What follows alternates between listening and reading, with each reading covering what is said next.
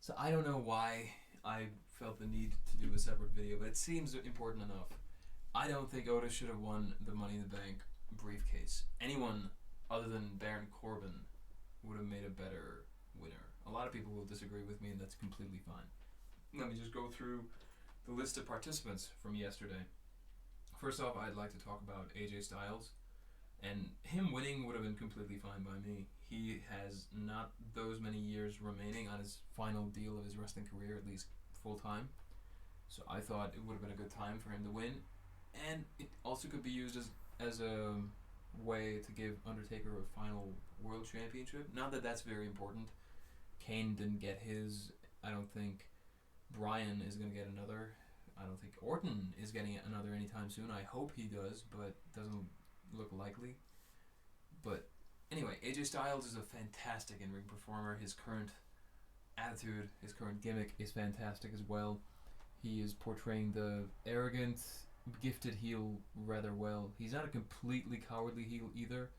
One of the things that made Baron Corbin completely insufferable to me, not in a good way. I just want him to go away. And with Styles, I'm not just sympathetic toward him, I'm also entertained, and I'm almost rooting for him. Almost, not really. If I wanted to root for him, then he would be failing as a babyface. I do get that he's arrogant, and seeing him lose is okay. I'm fine. Sometimes it's also a little pleasant when he loses. Given the current situation with the COVID and no crowds, his entire gimmick is perfect.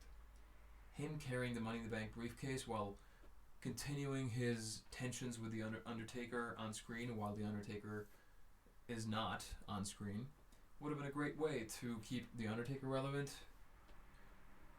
indicate a future world championship for AJ Styles looming. It would have been a decent storytelling device, if nothing else. That's one. Baron Corbin, why not? Well, they already wasted the Money in the Bank briefcase on Baron Corbin 2 years ago. Why would you want to waste it again? Baron Corbin's booking over time has been so horrendous, absolutely crap, that there's no way I would have taken him seriously at all, in any shape or form. He needed his stooges to do his dirty work, which included, just by the way, what's his name? Robert Roode. Robert Roode and Dolph Ziggler were doing Baron Corbin's bidding. Dolph Ziggler should be so much better than that, and same for Robert Roode, and they're helping Baron Corbin. Baron Corbin couldn't win a match against anybody without help. I get that it's his gimmick, but over time, the legitimacy of the superstar goes so down that you just never get it back unless you go off screen and return after a long period of time. And Corbin, being the workhorse that he is, he won't. His character is completely messed up. I'm using a PG-13, rather TV PG word here. Completely, absolutely obliterated, destroyed. There's no coming back for him with the current gimmick. The King Corbin thing, absolute trash. Nothing has been accomplished through that. Some people think he's a great heel. Randy Orton once said he's a great heel. Then he took his statement back. He had to retract his statement. Corbin is a great performer in the ring. Actually, he's good to great. His moves are blockbuster. End of Days and Deep Six are beautiful moves, and he's getting better and better. He's having great matches. He can be a top-tier heel, but he's just in this, how do you call it, mid-card vortex, which is just continuing. And I hope it changes for him, but giving him the Money in the Bank briefcase, they already screwed him 2 years ago. They probably would have screwed it up again. So that's why he shouldn't have won, and I'm glad that he didn't. But he did kill Aleister Black, and I think Daniel Bryan. I'm joking right now, even though it's not apparent with my tone. He threw both of them off the top of the roof of WWE headquarters yesterday at WWE Money in the Bank. No one's talking about it, and Aleister Black and Bryan are alive and well as if nothing's happened, or they didn't show a grown-ass man throw two other grown-ass men off the top of the roof. It was really hilarious, because we know wrestling isn't real. So anyway, Aleister Black. Well, I'll talk about Aleister Black at the end. Who else was in this match? Well, the winner was in this match, Otis. Why he shouldn't have won? Here's why. I didn't want to do a Simon Miller, but I just did it by mistake, and I can't take it back, and I don't want to. Anyway, Otis, comedy act. Baron Corbin for me was also a comedy act. Damien Sandow was a comedy act. R-Truth is a comedy act. He was a comedy act even when he beat Rey Mysterio and then challenged John Cena for the WWE Championship at Capital Punishment in 2011. The history that the WWE's booking pattern has with comedy acts thrust into important positions is bleak, is hopeless. Why did Otis win? Probably, in my opinion, to cash in on the heat that he has after successfully beating Dolph Ziggler in what was the longest running feud going into WrestleMania. He had a great moment there. He got the girl. He got the win. He's in a really nice, cushy situation. He's also part of one of the more entertaining tag teams in Heavy Machinery. Tucker will protect the Money in the Bank briefcase. Mandy will be there for eye candy, and she'll also keep Otis relevant, somehow more relevant than he already would be holding the Money in the Bank briefcase. And I'm guessing to cash in on that, they let him win. Now, I'm going to go back to what Chris Jericho said about world champions and how you tell if somebody's current character, not the person and their ability, but the current character, if that character deserves to be world champion or can be envisioned as a world champion. Do you honestly buy the scenario where the ring announcer, what's his name, Mike Rome, or the other one, they just go, and the new WWE champion, Otis. I just don't buy it. I just can't buy it. If that happens tomorrow, I would have no reason to place any importance on the WWE Championship. I think it would lose a lot of credibility, more than it already has, being thrown around after The Fiend won it, thrown around to Goldberg, then about to be thrown around to Roman Reigns, but instead it got thrown to Braun Strowman. He defended it against Bray Wyatt, and then all of a sudden, if Otis wins, it would go even further down in my eyes. Even lower than the Intercontinental Championship, even lower than the U.S. title. It's all a mess, really. So that's not to say that Otis caused that mess, but Otis winning currently would certainly not help the title. If you look at it from the Raw side of things, Otis winning the WWE Championship from Drew McIntyre anytime soon, complete joke. Otis is not even a singles competitor before this feud with Dolph Ziggler. He was a tag team wrestler. That's what he is at this stage of his career. Maybe he'll get there sometime. But his caterpillar moves and his overly exaggerated, sympathetic babyface who's overweight gimmick, it's just too familiar with failure. Not to take anything away from the performer, but the historical significance of what has happened to people before him in the same spot cannot be ignored for me.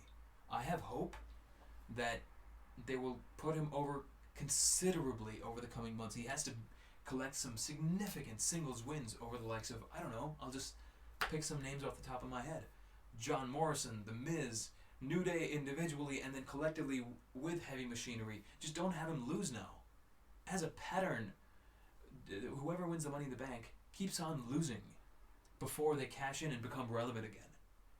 Seth Rollins was doing that. The only reason he won anything before cashing in Money in the Bank at WrestleMania 31 was because of his lackeys, because of the authority, because of Kane or J&J Security or some or the other person who was doing his bidding on his behalf.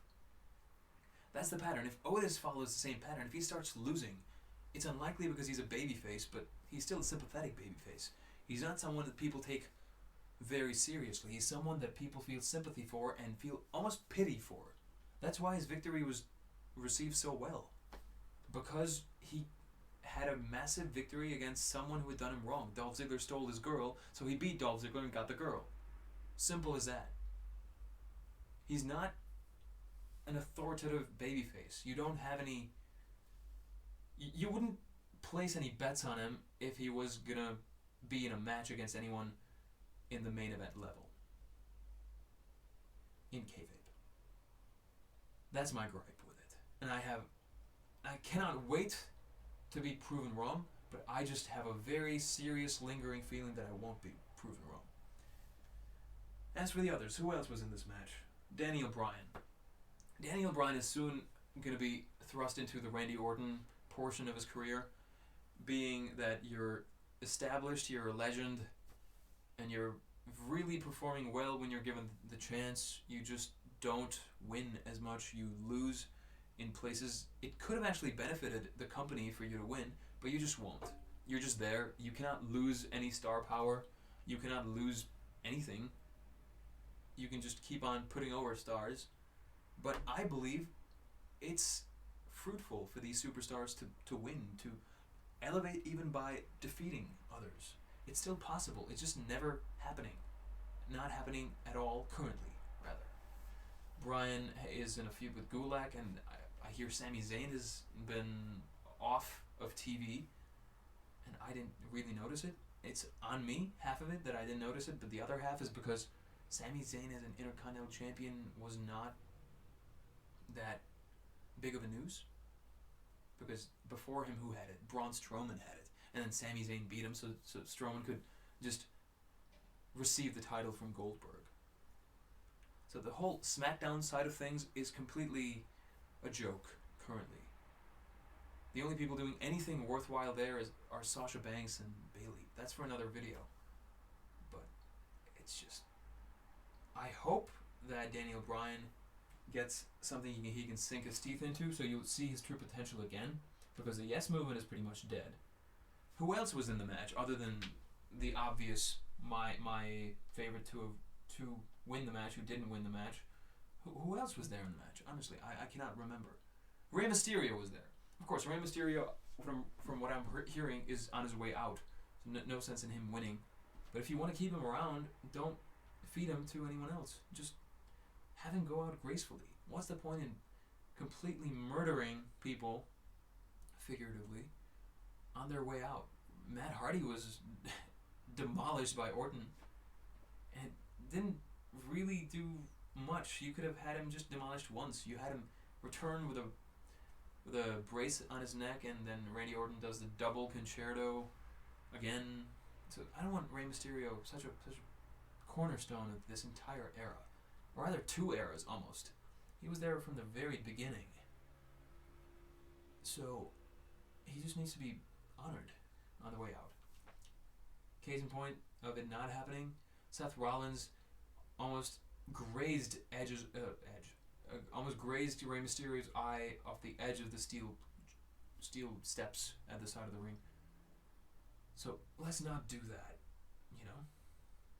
There you go. Who else was there? I'm pretty sure I'm missing out on someone, but it just shows my lack of absolute attention on the product, but also the impression that they made on me while I was watching. There's obviously Aleister Black, but I believe I'm missing out on just someone. Who were the competitors? Let me just quickly see what happened. Just for a second. Okay, it turns out that I was fretting for nothing. There is actually no one other than Aleister Black to run through, or to consider. And why he should have won? It's as plain as day. He's the only legitimate up-and-coming superstar with actual momentum behind him. He has promo ability, he has the look, and he has a lot of, to put it really brazenly, he's got a cool factor to him at the moment. He's won his feud against Buddy Murphy. He beat Bobby Lashley in a match that had no build-up, but he still beat him. And he's got a massively impactful finisher in the Black Mass. He has a ready-made future feud done with Andrade, and then you have Zelina Vega playing fiddle in that too, where she can factor in her real-life relationship with Black, can be brought up to add more quote-unquote realness to it, breaking the fourth wall, so to speak. The guy is talented. You know, he's a very, very gifted striker former kickboxer, if I'm not mistaken. He's not been part of the stupid shtick of backstage promos where everyone is ruined. Every wrestler's gimmick goes to die. The same is true for Ricochet. I think I said that in my Money in the Bank recap as well. Ricochet, for me, just completely fizzled out during his backstage promos. I want to prove that superheroes are real or something like that, he said. Come on. His entire character was butchered after his semi-decent promo leading up to his match against Lesnar, and then he just got squashed. So, yeah, Aleister Black has been protected from all of that. He has some slightly corny promos in the past. He has had them when he was, I'm waiting for someone to pick a fight with me, or something like that. But for the most part, he's not been cringy. He hasn't felt forced on us. And him winning would have been just a great way to book him. If you have a Money in the Bank holder who deserves or seems worthy, you're going to do everything to make it seem to everyone else, being the audience, you're going to do everything it takes for the audience to buy into this person even more than they already do. Aleister Black could have been built up as a legitimate threat, could have been winning against credible names, developing as essentially a tweener, because his gimmick does not warrant him to be a full-blown babyface. You can make him serious. He's not joking around. He has serious ability. So you would buy into the aura that he exudes, buy into his character, because it seems he believes it. He can talk. Have him part of more monologues, but have him just show a bit more personality eventually, so that you can relate to him on an emotional level too. Maybe make him a heel, because everyone all of a sudden is becoming a great heel. Bobby Lashley is being primed to be the next monster heel, aligning with MVP as a manager. Same can be said for Orton if he wins the match against Edge. That is being booked right now. The wrestling match challenge that was laid down this week, actually yesterday, or rather earlier today, I'm not sure, on Raw, May 11th, Raw. So, just monster heels are going to be on the rise. Aleister Black could have been a credible threat. That's why he should have won. He's talented. He has a great future. He's not old yet, but they're going to make sure that he is old, and then later they're going to say what could have been. I just don't want the WWE to take 2 years, or rather 3 years, to realize that Drew McIntyre was a completely revitalized version of himself, and he deserved to be pushed to the moon immediately after he came up from NXT. They put him with Dolph Ziggler, then Roman Reigns had to return. That's for another video. The fury about Roman Reigns versus Drew McIntyre. But finally they got it right. I'm glad Drew McIntyre is the champion. He deserves to be the champion. Someone worthy will come along, or will be booked well enough for him to seem as a credible challenge to McIntyre, and I hope that sometime soon. That's my Money in the Bank, why Otis shouldn't have won. My fingers are crossed. We'll see. I'll see you in the next one. It's been Duncan. Until next time. See ya.